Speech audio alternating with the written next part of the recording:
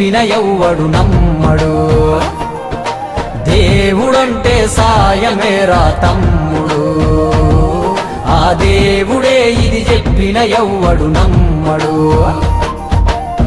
చెట్టు సాయం చేస్తుంది వాయువునిచ్చి, మట్టి సాయం చేస్తుంది జీవనమిచ్చి, నీరు సాయం చేస్తుంది దాహం తీర్చి, నిప్పు సాయం చేస్తుంది ఆకలి తీర్చి, నింగి కూడా సాయం చేస్తుంది గొడుగై కాచి. పంచభూతాలన్నిటికీ పంచే గుణమే ఉంది, మరి మనిషికి కొంచెం కూడా లేకుంటే ఎట్లా? ఎదుటి వాళ్లకు చేసే సాయం మన ఇంటి గూటిలో పెంచుకునే పక్షి లెక్క. మనం ఎటగిరేసినా తిరిగి మళ్ళా మన ఇంటికే వస్తుంది. అందులోనూ మన దేశంలో ఏ పన్నులు పర్మిషన్లు అక్కర్లేని సుఖమైన పని సాయం ఒక్కటే.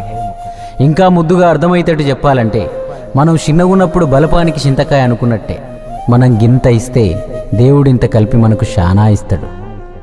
అందుకే పొద్దున లేచిన దగ్గర నుండి మళ్ళీ నిద్రపోయేదాకా చిన్నదో పెద్దదో ఏదో ఒక సాయం చేద్దాం. అదొక్కటే రేపు మనకు మన ముందోళ్లకు ఖచ్చితంగా ఉపయోగపడే నమ్మకమైన స్థిరాస్తి.